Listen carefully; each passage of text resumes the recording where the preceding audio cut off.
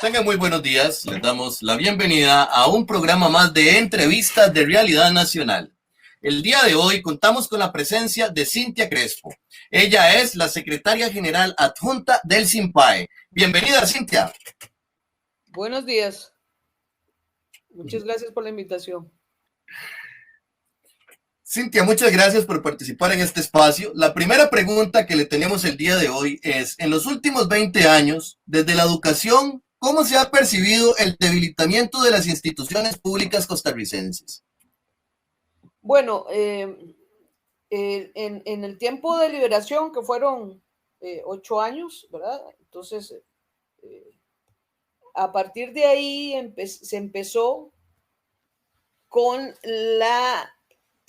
por el medio del ministro Garnier, la necesidad de que el 8% del PIB fuera a educación, porque no alcanzaban los presupuestos. Se insistió mucho. Ellos decían que daban el 7, cosa que no es cierta, porque dentro de la Constitución era el 6%. Ese era el indicador que había. La Ley General de Educación, no sé quién era el que lo medía. Y a partir de Garnier, creo que fue en el segundo, no recuerdo bien, en el segundo periodo de Garnier, le suben al 8%. Ellos siempre inventan que pagaban, que daban más de la cuenta, llegaban al 7, nunca llegaron al 7, nunca pasaron del 6. Y en este momento, supuestamente, una parte de eso se lo querían entregar a la Universidad Nacional para no dar el presupuesto, aunque la Universidad Nacional es autónoma y no puede, ¿verdad? No debería de utilizarse ese presupuesto. Entonces, los presupuestos del Estado se han mermado de hace más de 20 años. No es solo ahora, ¿verdad? No se cumple con la ley, porque se hizo un proyecto de ley, se aprobó en el tiempo de Garnier, o sea, con Laura Chinchilla, si no me equivoco, no fue con Oscar Arias. Ellos insistían que tenían que hacer la ley y esta cosa para subir el monto, porque no alcanzaba el presupuesto. Pero entonces, al bajar el presupuesto o a utilizarlo para otras cosas, no dar completo lo que tienen que dar, ha mermado la calidad de la educación, pero también porque ha sido una campaña del Estado, no tanto del Estado, sino de las empresas grandes de este país, en donde cada vez quieren recortar más el presupuesto nacional, en todo sentido, ¿verdad? No solo educación. Y no solo es para la educación privada, porque el acceso que tiene la población costarricense es solo menos de una tercera parte de la cantidad de estudiantes de primaria y secundaria anuales. Solo menos de la tercera parte de esa cantidad de población. Entonces, privatizar, ¿para qué? ¿Con qué sentido? La gente no podría tener el acceso. Bueno, es producir ignorancia. Lo más probable que eso es lo que ha querido la clase política, la clase empresarial y bueno, haciendo presión al Estado para que baje presupuestos. Excelente, Cintia. Podríamos decir entonces que el debilitamiento institucional ha venido motivado a partir de un desfinanciamiento de las instituciones públicas, dentro de las cuales las instituciones educativas... No sería un desfinanciamiento, es porque el presupuesto lo dan, sino que se usan dineros para asesorías, como se hizo en la primera periodo de Garnier, que fue con Oscar Arias, ¿verdad? Se hacen asesorías y se gastan en otra cosa, que no es realmente lo que debería de ser, ¿verdad?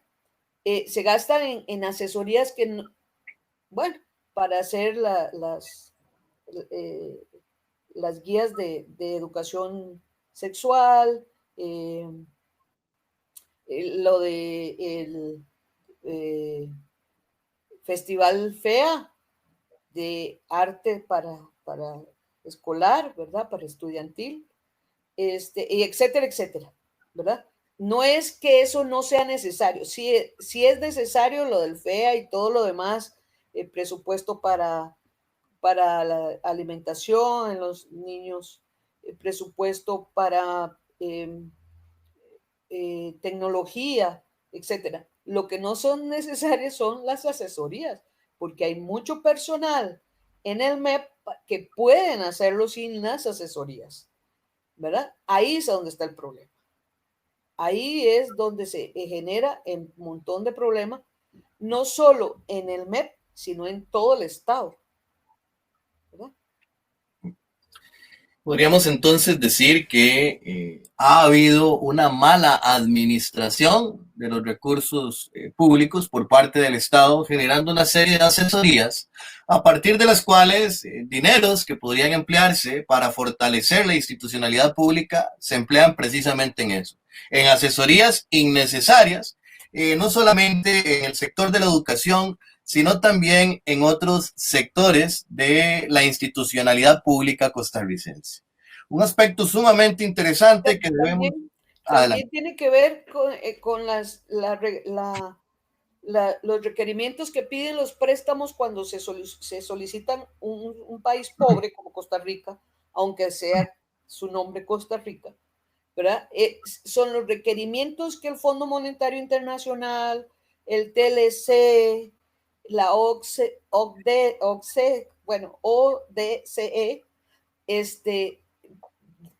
si prestan, piden requerimientos, entonces es bajar presupuestos, usar otras cosas. El presupuesto, el gobierno dice que no lo ha bajado nunca, eso no es cierto, no ha cumplido nunca con lo estipulado, ¿verdad? Entonces es ahí donde está el problema. Sí, otro de los grandes problemas que nos menciona Cintia Crespo de el SINPAE es precisamente los compromisos que adquiere el país a partir de préstamos con instituciones internacionales como el Banco Mundial, como el Fondo Monetario Internacional, que nos exigen determinados requisitos para estructurar la educación. Requisitos que podríamos añadir generalmente van a tender hacia una educación técnica, no una educación integral del espíritu humano y una formación de las personas que habitan Costa Rica, una formación integral, sino simplemente una formación técnica para generar mano de obra barata para las grandes compañías que se benefician de este sistema financiero. Cintia, vamos a hacerle una segunda pregunta. ¿Cuáles han sido las principales políticas de privatización de la educación que se han promovido durante el siglo XXI? Bueno, falta presupuesto para tratar ¿verdad? De privatizar. En el sentido de la educación privada en este país, primero, es muy mal pagada para los docentes. Segundo, es muy cara para los padres de familia y habría que ver hasta qué punto le da más.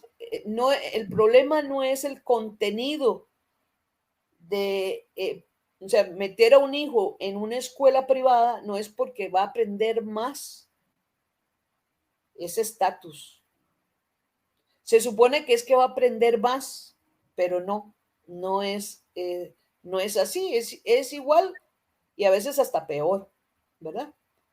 Porque no hay realmente una legislación que fiscalice la educación privada ni en las universidades ni en los colegios privados del país. Si hay una oficina, imagínense que yo trabajo en el Conservatorio de Castella durante, no sé, 50 años, tiene 63 años o más de haber sido fundado. Empezó privado con subvención del Estado, ¿verdad?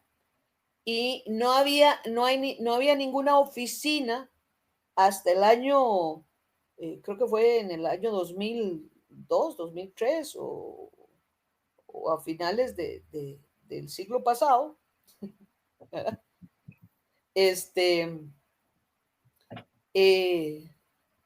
Que resulta que no había ninguna oficina que regulara, que fiscalizara la educación privada. Entonces, luego se les ocurre hacerlo porque hay muchas quejas y hay muchas denuncias, ¿verdad?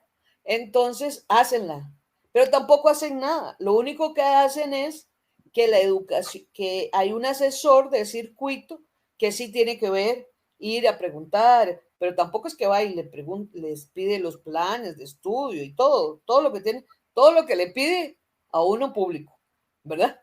Que debería de ser en las mismas condiciones, no en distintas condiciones, solo porque se paga más, ¿verdad? Entonces, a partir de ahí, la educación privada, no tiene, la población completa no puede tener acceso porque es más cara, y aunque hay algunas instituciones que hacen becas, etcétera, etcétera. Y también en el tiempo de Garnier, por el periodo en que está toda a nivel mundial de crisis económica, habían colegios que eran, incluso antes de Garnier, había colegios que eran privados, eran semiprivados o privados con subvención del Estado, una parte del Estado de Costa Rica, otra de Alemania, otra de Francia, etcétera, ¿verdad? Pero la crisis fue tal que le quitaron el presupuesto de esos estados y de ahí Costa Rica se quedó, ¿verdad? Porque no podían mantener tantas escuelas a nivel latinoamericano o colegios, no se podía. Entonces, les quitaron el presupuesto y se hicieron completamente privadas, ¿verdad? Creo que llegaron a un arreglo con el Franco y en el Franco el Estado da, pero no tanto. La Humboldt se hizo completamente privada, ¿verdad? Son los padres de familia los que pagan todo, no hay del Estado, ¿cómo es que se llama? Aporte, no sé si habrá alguno, pero muy poco, algún profesor. Y bueno, se hizo privada y sí dan becas para niños, ¿verdad? De escasos recursos, que si logran entrar, pues terminarán, ¿verdad? Porque es una beca. Incluso en colegios como el Conservatorio de Castella, las becas también mermaron, ¿verdad? Las becas completas, que eran al 100%, mermaron, que era un colegio privado con subvención del Estado que luego se convierte en estatal por un decreto. Y al convertirse estatal, se redujeron las becas completas hasta, solo hay hasta el 50 o 75%, creo que ya no hay 75%. Entonces, hay alguno, se ha privatizado en ese sentido, o sea, ¿verdad? No hay acceso para clases, la clase social más necesitada, con talento, que pueda aprender algún instrumento o que pueda aprender alemán, o que, ¿verdad? Es más difícil. Entonces, por ahí es que la educación privada, al ser tampoco la cantidad, pero sí está exenta de impuestos, ¿verdad? No pagan un solo 5. Todo lo que le entra al colegio privado o escuela privada es para pagar malos salarios y para promocionarse, para ¿cómo es que sea? Ampliar la infraestructura y hacerla bonita y poder, eso es promocionarse, ¿verdad? Etcétera, etcétera. Pero la educación privada en Costa Rica han querido hacerla, las escuelas privadas, estatales, convertirlas en privadas y bueno, todavía no han podido. Está en pasitos, ¿cómo es? Alitas de cucaracha, alitas de mariposa, ¿verdad? De que al hacer un requerimiento, reducir los presupuestos estatales, recorten todo porque son salarios, es decir, una inversión. Educación es una inversión de un Estado. Es mejorar la calidad de los pobladores, de los niños, para tener mejor acceso a mejores trabajos, etcétera, etcétera. Pero si yo pido prestado y me dice, sí, pero para que usted me pague a mí, tiene que dejar de pagar el internet, el cable, todo. Y porque si no, no le puedo prestarle. Usted le tiene que dar un monto para poderme pagar a mí solo los intereses. Y después que se paguen 30, 40, 50 años, los intereses, viene entonces ahora sí a reducirse el préstamo base. Entonces, si las imposiciones son esas, hay que rebajar salarios, hay que igual la educación, al rebajar salarios, al rebajar, al rebajar salarios, se baja la cantidad de personal y se despide gente, porque hay gente que terminan despedidos. Se empeora la calidad de la educación y en sí también ese requerimiento se cumplió con eso, ¿verdad? Para estar en el TLC, que no ha dado ningún resultado, todo lo contrario, ¿verdad? Eh, son portillos para eludir, acogerse a amnistías por más de 10 años, ¿verdad? O 11 años. Los empresarios que luchaban y pedían y nos acusaban de que nosotros lo que queríamos era el atraso, así como lo del tren, el atraso de un país que merecía mejores cosas no hemos tenido en estos, después del TLC. ¿Verdad? Excelente. Podríamos entonces decir que la diferencia entre la educación pública y la privada es que no es de acceso para todo el mundo. Hay una diferencia que es quien paga, porque en cuestión de calidad, eso no lo determina si es público o privado. Puede haber calidad tanto en el sector público como en el sector privado. Y que el desfinanciamiento que se ha generado desde el Estado ha incluso afectado el acceso de la población a la misma educación privada. Y por otra parte, también hay aspectos como la exoneración de impuestos, que en teoría sería para pagar buenos salarios, pero que hay gran parte del profesorado en el sector privado que no recibe condiciones laborales dignas, ¿verdad? De la labor educativa, que es una de las labores más nobles de la humanidad. Y es curioso porque entonces, ¿para dónde va ese dinero? ¿Será que la noción de educación que tratan de imponernos es una educación que está en función únicamente del lucro y no de la formación del espíritu humano? Muy de la mano con esto, doña Cintia, vamos a hacerle la tercera pregunta.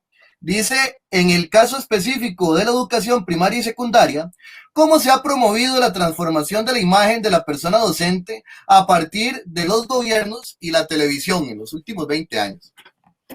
Bueno, es que no son 20, son más de 30.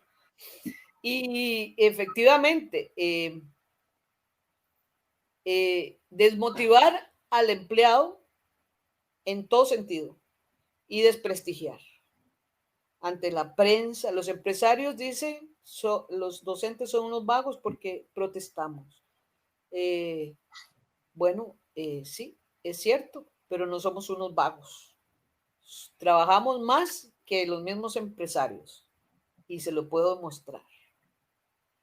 Nosotros en este momento, bueno, el desprestigio ha sido tan grande en más de 30 años eh, que, que la gente no estudia educación. Bueno, la gente cree, es más, pulularon las universidades privadas en cantidades más de 50 y siempre tienen educación, pero no se nos reconoce como profesionales, ¿verdad? Incluso entre los salarios de los profesionales, cuánto ganan en los privados y cuánto ganan los públicos, no toman en cuenta como profesional al docente. Entonces, ¿qué motivación puede tener un muchacho que quiere estudiar docencia? Ninguno. Porque se trata de desprestigiar en ese sentido. Pero vea cómo los docentes hacemos todo lo posible para actualizarnos. Tenemos que tener computadora, tenemos que tener teléfono inteligente, porque por la computadora tienen que poner las notas, porque con el teléfono inteligente te mandan todas las circulares.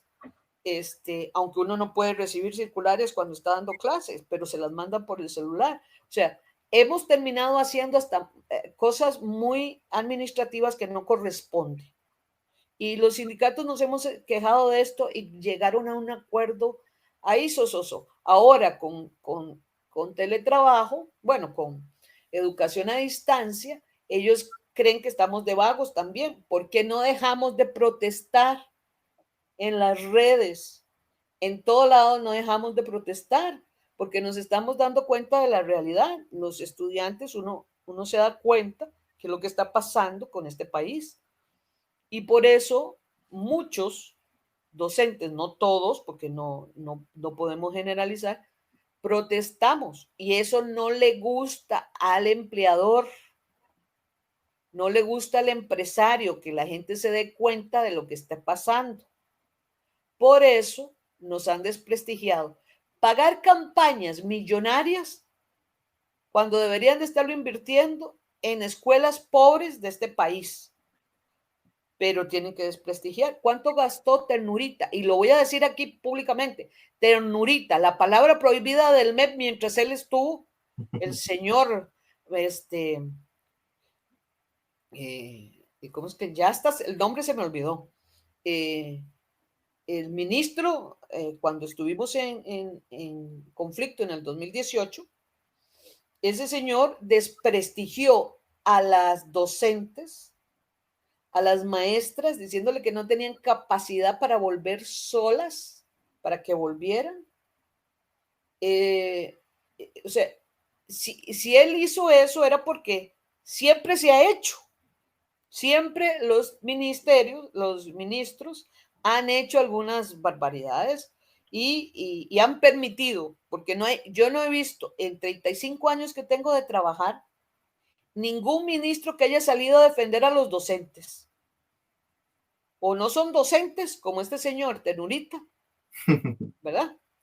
O han sido docentes universitarios y ven a los docentes de secundaria y primaria como menos, ¿verdad? Entonces, la educación, la campaña desmedida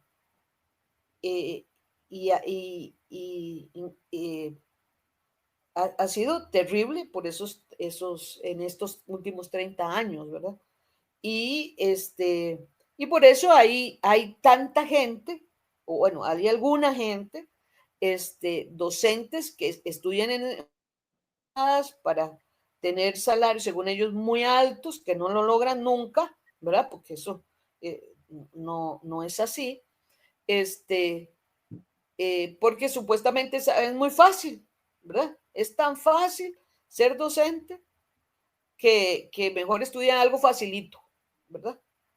Y por eso viene la educación a disminuir la calidad de docentes que están entrando a trabajar, ¿verdad? No quiero decir que todos los docentes tengan mala calidad. Hay universidades privadas que logran sacar, y por supuesto las públicas, las mejores, ¿verdad? Aunque yo tengo una maestría en una universidad privada que no es de garaje, porque todo lo ven así como si fuera, ¿verdad?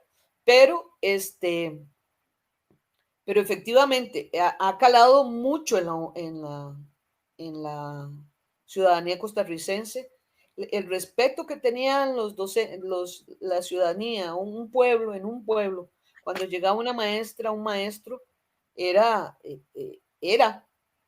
ya no es, ¿verdad? Es sumamente interesante. Precisamente hay una cuestión de prestigio. El papel que tenía una persona docente en épocas pasadas de Costa Rica era de mucho prestigio y a la vez de mucha posición política. Los maestros y las maestras eran capaces de detener planes perversos de los gobiernos, planes de privatización, los detenían en muchos sentidos, en el sentido de la función social de la persona docente, quien es capaz de llevar el sentido crítico a una población a la cual educa o con la cual participa en procesos de enseñanza y aprendizaje. Y también al tener una conciencia clara, el gremio docente o los gremios docentes eran capaces de movilizar incluso otros sectores e ir a las calles y paralizar proyectos como el Combo ICE y hubo muchos otros que han habido tratando de desmantelar el Estado Social de Derecho. Esto le daba temor, le da temor, le tienen pánico las estructuras de las élites que gobiernan este país y entonces han generado una campaña de desprestigio de la imagen de la persona docente, desprestigiando algo que es fundamental para una sociedad. Se ha promovido precisamente una educación, un tipo de educación que es técnica.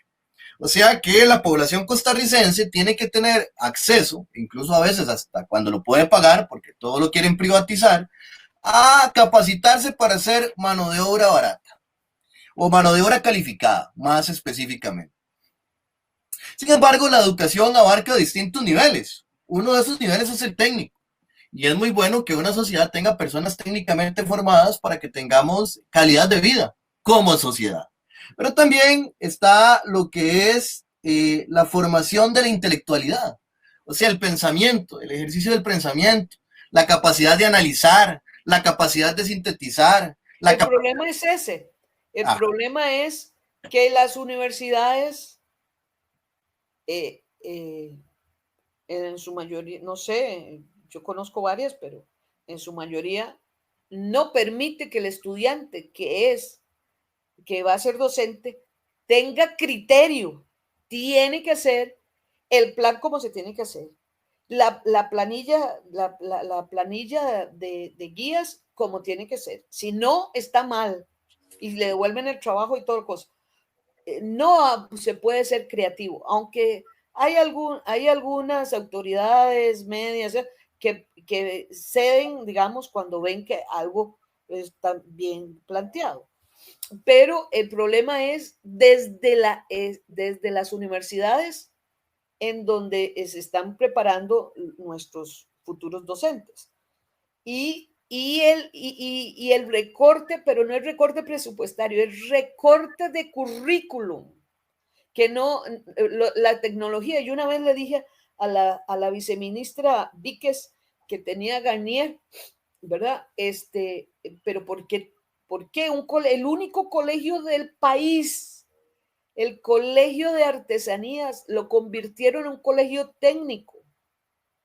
Porque eso es lo que necesita el país. No, eso es lo que requiere para estar en el DLC, para estar en el, ¿verdad? Para estar en el, eso es lo que requiere, eso es lo que pide. Quitan colegios académicos y ponen un montón de técnicos. Después es que hay demasiados técnicos. Entonces, hagamos bilingües. Entonces, hacemos bilingües. Después, y así, según cada 4 años lo que pase, ¿verdad? Y según los requerimientos y los préstamos que tenga el Estado. Entonces, no hay realmente una visión academicista de sacar educandos con criterio, porque no se trata de eso. Mientras menos se quejen, mejor. Entonces no tienen que tener criterio, ¿verdad? Porque primero era muy masivo. Antes Sí, cuando yo estaba en la escuela éramos 40 en una clase o más.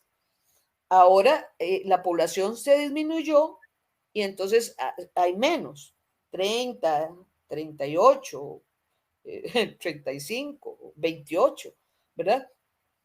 Porque se ha reducido la población, pero aún así esa población se ve a nivel, la educación se ve a nivel masiva, pero además quiere este, que no sean, que no tengan, digamos, criterio para hacer realmente personas que puedan opinar o quejarse o salir a las calles o, ¿verdad? Y si vos sos un docente que eso no le importa, que se lo manden desde arriba y lo hace, también te tachan, Mm. ¿verdad? También te tachan. Incluso en el Sindicato Patriótico de la Educación, por no querer porque ellos no quisieron esperar el dictamen de los tribunales de justicia de Goicoechea, fuimos perseguidos, muchos despedidos. En este momento tenemos 2 compañeras despedidas desde hace casi un año, ¿verdad? Porque nosotros no aceptamos lo que el MEP imponía, ¿verdad? Entonces, a partir de ahí, lo que se pretende es que el costarricense no cuestione, nada más baje la cabeza y siga pagando. Sumamente complejo esto. La educación es una necesidad tan noble de la sociedad costarricense que no solamente abarca este aspecto técnico que las élites tratan de imponernos, abarca este aspecto intelectual. También la educación es una formación ética para que las personas sean autónomas y puedan definir los principios adecuados para discernir lo que es bueno de lo que es malo. Es una formación política, en tanto que las personas puedan discernir lo que es justo de lo que es injusto. Es una formación artística para que las personas puedan discernir lo que es bello. Pero se nos ha tratado de inculcar que la educación únicamente es formación técnica y que lo demás sale sobrando. En este sentido, y para ampliar los comentarios que nos hacía anteriormente doña Cintia, queríamos preguntarle ¿cuáles son las principales transformaciones administrativas, metodológicas y curriculares que tienden a debilitar la educación de primaria y secundaria? Bueno, no entender que lo más importante es enseñar para el docente, ¿verdad? Y no hacer las rúbricas. Es tanto el trabajo administrativo que hay que hacer, porque así es, ¿verdad? Eso es lo que ellos piden, que perdemos muchísimo posibilidades de dar clases reales, ¿verdad? Y después dicen que es que nosotros que nos pasamos en puros congresos, que tenemos un montón de ¿cómo es que se llama? De vacaciones y de... No, es que no nos dejan, trabajamos más de la cuenta haciendo esa parte administrativa, pero además cada vez son más. Ahora con educación a distancia o como dicen ellos, en casa, es peor porque estamos haciendo el trabajo administrativo de recolección de las guías, ¿verdad? De una cantidad, hay compañeros que tienen 600 estudiantes y si han hecho 12, 13 guías, cuente cuánto saldría y cuánto tiene que revisar y mandar los resultados y lo teníamos que mandar hasta el 14. Se negoció, ahí medio negoció, como con las organizaciones que hacen la convención colectiva o que están dentro de la convención colectiva, que hasta finales de agosto se podía entregar, pero la gente se está volviendo loca. Es mucho el trabajo preparar una clase virtual, una clase a distancia es otra cosa ¿verdad? Hay varias técnicas, pero a nosotros nadie nos enseñó eso, tuvimos que aprender con capacitaciones atrasadas 2 semanas, que no se les tampoco ha capacitado en esa plataforma que se llama Teams, a los estudiantes. Entonces, y además, mucha gente no tiene conectividad, ¿verdad? No tiene instrumentos ni tiene conectividad a Internet. Se le ha pedido varias veces, o por lo menos hay un manifiesto del Sindicato Patriótico de la Educación donde se pide conectividad gratuita para docentes y para estudiantes. Primero para estudiantes, ¿verdad? Y para docentes. Porque no se puede, el Teams solo es conectado a Internet. No hay otra forma, ¿verdad? Entonces, todo tiene que estar en esa plataforma porque ahí nos están vigilando. Si estamos trabajando o no estamos trabajando. Cuando estamos trabajando, 4 veces más de lo que corresponde, ¿verdad? Y encima invertimos en luz, agua, teléfono e internet, ¿verdad? Según la ministra, esa es la parte del mal llamado incentivo didáctico. Eso es para sacar las copias, eso es para tener un rotulito rotulitos en la clase. Cuando entran a los primeros días, están las aulas lindísimas y todo. Es con esa plata. No alcanza para estar comprando una compu nueva moderna porque ya la vieja no te sirve, ¿verdad? Porque no, el MEP no la va a dar. O un celular que tenga acceso para poderlo hacer el trabajo más rápido. Bajar aplicaciones pagando para hacer videos. Eso no lo toma en cuenta el MEP, o por lo menos la empresa privada que está jodiendo y jodiendo las empresas porque hay que recortar más y presupuesto y dejar a los profesores y a todo el personal del MEP, cuando ya le han rebajado un montón de plata, ¿verdad? Para proteger, entre comillas, del presupuesto del MEP en este momento, ¿verdad? Pero como nosotros igual seguimos protestando en redes, entonces eso no les gusta porque como también podemos conectarnos, como nosotros lo pagamos, ¿verdad? No nos lo paga nuestro trabajo, así como hacen, nos rebajan la caja del Seguro Social y no pagan la caja del Seguro Social. El MEP tiene 17 meses de morosidad. Entonces, ¿qué pasa? ¿Verdad? El problema entonces sería ese, o sea, el asunto es que la educación en Costa Rica para primaria y secundaria, y con la nueva forma obligada, a presión, improvisada, nuevo de un momento a otro cambian. Primero que se iba a evaluar, que no se iba a evaluar, que sí se iba a evaluar, que bueno, que se va a evaluar formativamente, que va a ser cualitativa y no cuantitativa.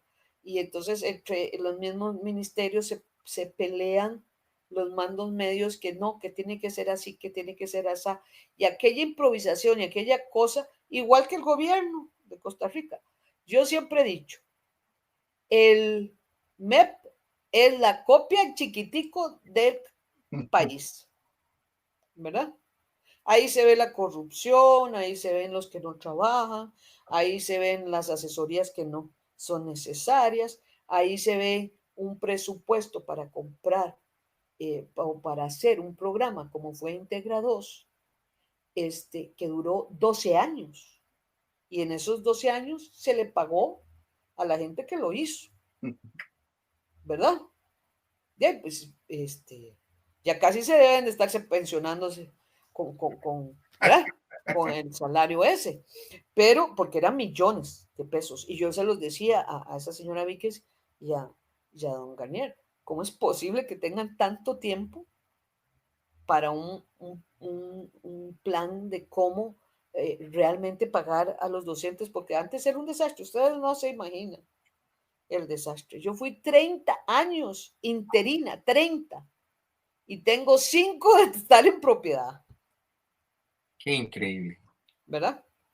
Entonces, eso pasaba en el MEP y va a seguir pasando si tenemos que estar en la OCDE, ¿verdad? Impositivamente, a pesar de que todos los países del mundo están en mala situación, que vamos a ir nosotros a mejorar en esa, ¿verdad? Y a pesar de que la Asamblea comete muchos errores y no lo acepta, porque es muy fácil para un presidente como el presidente que tenemos en este momento decir, es que yo no tengo la culpa, es la Asamblea Legislativa la que aprueba todas las leyes. Sí, muy bonito, así yo me limpio, me lavo las manos todo el tiempo y se me quita el virus, ¿verdad? Pero bueno, así es. Por ahí creo que se contestó la pregunta. Sumamente complicada, ¿verdad? Esta situación. Incluso hay una cuestión que no se le da el valor a la persona docente y su trabajo, que realmente es un trabajo por vocación. El trabajo docente como tal implica una fase previa al dar una clase que parte incluso de la reflexión para qué educar. Digamos, el educador y la educadora se sientan esa pregunta, la reflexiona, a partir de eso plantea objetivos de la educación, plantea técnicas de mediación pedagógica, va y las aplica en el aula, ya había planeado sus criterios de evaluación, esto que ejecuta en el aula, posteriormente lo lleva y lo evalúa, lo repiensa, ve a ver qué técnicas le fueron más útiles para seguirlas aplicando, cuáles tiene que mejorar, cuáles sustituir, y posteriormente evaluar una serie de trabajos, etcétera. Es un trabajo que realmente es un trabajo agotador. No obstante, en Costa Rica también se ha venido dando algo, y es que la persona docente ha estado siendo despojada de eso que a la persona que realmente tiene vocación le gusta de la educación. El mismo MEP ya prácticamente no da chance de planificar. Ya el MEP le da ese currículum hecho, ya le da prácticamente casi que hasta las dinámicas que tiene que aplicar en aulas. Y entonces el tiempo que la persona docente gastaba ejecutando su creatividad para dar una clase llena de emotividad, intelectualidad, construcción, ha sido sustituido por cuestiones administrativas. Presentar un papel, subir un documento, leer una circular. Entonces se le dice a la persona docente incluso a veces que para que haga esas partes administrativas se les descarga con los nuevos planeamientos.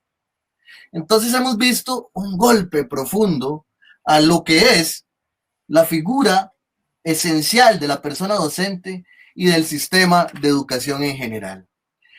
Así que tenemos una última pregunta el día de hoy. Una pregunta sumamente fundamental por todo lo que estamos viviendo en el contexto nacional. ¿La educación primaria y secundaria en Costa Rica corre el riesgo de ser privatizada? Sí, por supuesto, corre el riesgo, pero va a ser un riesgo, bueno, ahí ustedes lo ven en el INA, ¿verdad? Nosotros lo dijimos hace 2 años o más, que el riesgo de la educación dual iba a privatizar, ¿verdad? Educación. Y bueno, pero también va a ser paulatino, porque de ahí el muchachito o los padres de familia que no puedan pagar un colegio privado, habrán colegios privados, pulularán, ¿verdad?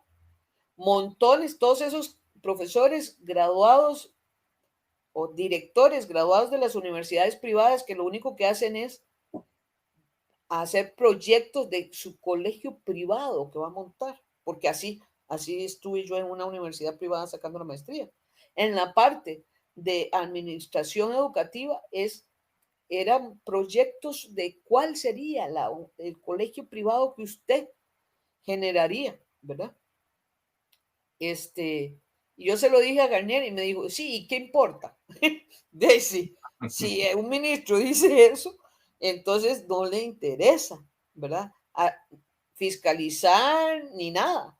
Entonces van a haber colegios privados de renombre y muy caros y los más bajos, a donde haya acceso, las escuelas privadas, posiblemente que ya se ha dado y se está dando desde hace varios años, para poder sobrevivir una junta, una escuela pequeña, y alquilará para una universidad privada, para un colegio privado que funcione en horario alterno, ¿verdad?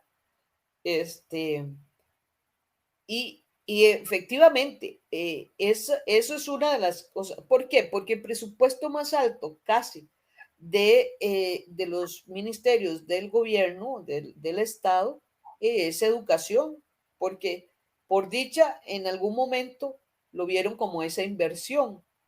Todavía se ve como una inversión, pero, pero una inversión muy cara, ¿verdad? Que puede quitarse y qué importa que los muchachitos, bueno, no sé hasta qué punto, porque si los muchachitos quedan desocupados, no tienen, no hay trabajo, ¿verdad? Porque hay mucho desempleo ahora por la pandemia, pero antes también quedan sin trabajo, entonces pueden caer en drogas, pueden caer en, bueno, entonces desocupados. Y que una sociedad quiere eso para su juventud. Gente que no puede estudiar, leer ni escribir bien o tener criterio. Yo no creo que una sociedad quiera eso, ¿verdad? Son ciertas personas que asesoran a los gobiernos para que eso se dé, para ahorrarse más plata, para pagarse las mismas asesorías para mí mismo, ¿verdad?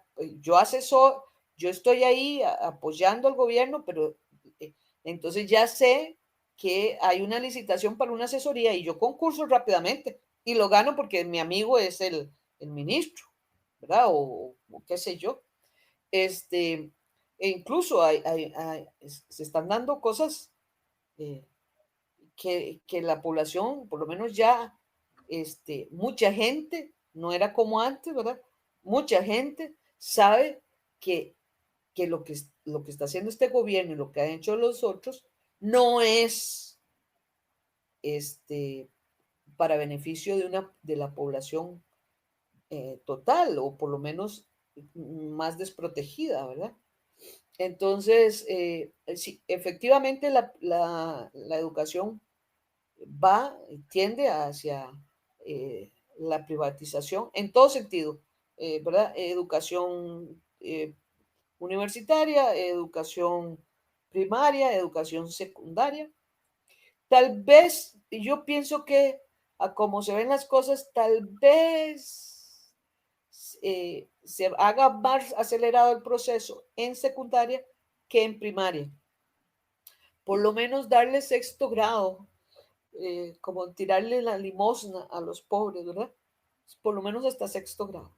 Y es la población que viene más pequeña porque la gente ha planificado o, bueno, yo tengo algunas teorías sobre las vacunas, ¿verdad? Y pienso que también se ha esterilizado mucha gente. Entonces, sí pienso, hay mucha menos población, entonces eso sí es un gasto que podría hacer el Estado, ¿verdad?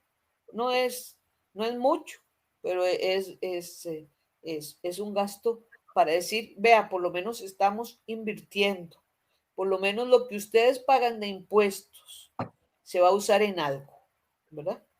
Entonces, por ahí creo que va el asunto. No sé si queda claro mi punto de vista, pero Totalmente, doña Cintia, es muy interesante. Esto que hablamos no es ciencia ficción, esto que hablamos ya pasó en Chile. En Chile se privatizó la educación secundaria, en Chile está privatizada la educación. En el contexto actual que estamos viviendo, podemos darnos cuenta de la perversidad que yace detrás de los discursos. El gobierno ha venido jugando con el discurso del trabajo, el trabajo como un derecho humano, pero con el derecho al trabajo ha pasado por encima del derecho al agua, el derecho a la educación, el derecho a la salud, el derecho a la electricidad, y quiere privatizar todas las instituciones que nos suplen esos derechos, apelando a un derecho al trabajo, que en realidad es un temor a la falta de empleo. Claro. Entonces se nos dice que la gente joven sale al mercado sin tener experiencia y por eso no encuentran trabajo. No podemos tragarnos esos cuentos. A partir de esto promueven una cuestión como la educación dual. ¿Y qué es la educación dual? Si no es que nuestros jóvenes y nuestras jóvenes trabajen como subempleados y subempleadas de estas mismas empresas con las que el presidente se va a pasear a la playa. No, hombre, no, no tanto, porque trabajan, pero sin paga, gratuitos, y todavía en el proyecto le decía, es el INA el que va a tener que darle las becas, es el INA, o sea, además de quitarle presupuesto al INA, ahora todavía lo quieren más privatizar, ¿verdad? Porque el presupuesto era un porcentaje, el 1.5 de los impuestos que pagaban los empresarios, pero además de que los empresarios han dejado de pagar porque evaden, eluden y se acogen a amnistías y encima declaran cero ganancia, entonces merma el presupuesto del INA y encima con el dual le entregan el 0.5 porque pobrecitos, ellos, empleados gratis, por Dios, y encima ya no tienen que dar impuestos. Y ahora quieren privatizar para quitarle todo el 1% que quedaba. Y me imagino que pedir lo que a ellos se les antoja en disciplinas para, y además gratuitos, las capacitaciones para su personal, ¿verdad? Y hacerlos producir de calidad en condiciones de explotación y explotando al INA, ¿verdad? Porque ¿en qué sentido privatizar? Bueno, van a tener que vender los servicios, ¿verdad? Educativos. ¿Y quién los va a pagar? ¿Quién los va a pagar? El Estado. El Estado para ayudarle a las empresas pequeñas que tienen cero ganancia al año por 10 o 12 años, que están arruinadas porque tienen cero ganancia, solo pagan salarios, ¿verdad? ¿Qué van a aportar entonces para el INE y para la capacitación y tener mejores empleados para pagarles menos? O sea, el problema es un círculo vicioso y es eso que usted dijo, que eh, es como la maldad, no es la maldad, es el egoísmo total. Y este gobierno se ha encargado de meter un odio terrible contra las clases sociales, contra el que protesta, contra eh, por supuesto, el empleado privado y el empleado público. Recuérdese que para el 2018 en huelga, los empleados privados decían que ellos nos mantenían a los empleados públicos, como si nosotros no pagáramos impuestos también, ¿verdad? Para eso. Efectivamente, sí, algo de aporte se hace para el salario nuestro, pero también nosotros aportamos con impuestos para esos salarios. No es que, o sea, el empleado público y el empleado privado nos ayudamos a mantenernos, ¿verdad? En todo sentido, pero lo peor de todo fue decir que nosotros los secuestrábamos en los buses porque llegaban tarde, porque hacíamos paros. Eso, o sea, el odio es tal y todavía querer hacer una ley, el PAC, para que no despotricáramos y no, después de que nos enseñaron el odio al pueblo de Costa Rica con las elecciones contra los cristianos y los cristianos contra el aborto, ¿verdad? Y después nos ponen a pelear entre la misma clase social, que es los trabajadores, entre privado y público, con un odio, y ahora entre los intelectuales, que el gobierno es el que más preparados tenía, y después nos damos cuenta que ni títulos tenían, y que, ¿verdad? Y entonces es mentira tras mentira, es que uno se imagina un dibujo de Kino a donde están todos los edificios y cada edificio es una mentira, ¿verdad? Entonces es una montaña y todo se le cae al señor presidente, ¿verdad? Porque ni él ni sus adeptos que todavía le defienden, salen a decir ahí y a defender el tren, que por dicha todavía no va, a decir que es que lo mismo que dice el señor presidente, ¿verdad? Que es que él no puede hacer nada contra las pensiones de lujo porque hay una ley. Y eso es inconstitucional, pero es inconstitucional todo lo que hace. Todo lo que hace es inconstitucional, va encima de todas las leyes. Y bueno, es muy bonito decir eso para echarle la culpa a la Asamblea. Efectivamente, la Asamblea también. Todos los diputados son responsables de lo que está pasando en este país, e igual que el presidente y su gabinete, ¿verdad? Es muy interesante. La privatización de la educación viene. Es un hecho. No es un alarmismo. El proyecto 21738 viene por lo que queda del INA. No solamente eso lo pudimos ver en una entrevista en este espacio con Marianela Delgado, la secretaria general adjunta de Citraína, o el Sindicato de Trabajadores y Trabajadoras del INA. También lo pudimos ver cómo la educación superior pública está en alas de cucaracha. En la entrevista a Álvaro Madrigal del CITUN, del Sindicato de Trabajadores y Trabajadoras de la Universidad Nacional, quien nos hablaba de que prácticamente con el recorte que se le ha hecho a la educación superior pública se puede dar un cierre técnico de la Universidad Nacional. Y hoy lo estamos viendo con Cintia Crespo del SINPAE. La educación secundaria también está en peligro de ser privatizada. Señores y señoras, jóvenes y niños y niñas que escuchan este programa, ojalá que reflexionen y se den cuenta de la necesidad de que en Costa Rica se recupere el derecho a la resistencia legítima, porque la resistencia legítima es un derecho democrático que tiene el pueblo cuando los gobernantes dejan de asumirse como funcionarios y funcionarias públicas y transgreden los límites de las potestades que el Estado social de derecho les da a sus puestos. Y en Costa Rica tenemos que comenzar a articularnos para que el pueblo pueda ejecutar su cuota de poder soberano y defender lo que nos queda de calidad de vida, de libertad y de Estado social de derecho. Le queremos dar muchas gracias a doña Cintia Crespo, secretaria general adjunta del SINPAE, por la entrevista del día de hoy, y a ustedes que han escuchado y han visto esta entrevista. Gracias, doña Cintia. Muchas gracias a ustedes por la invitación. Hasta luego.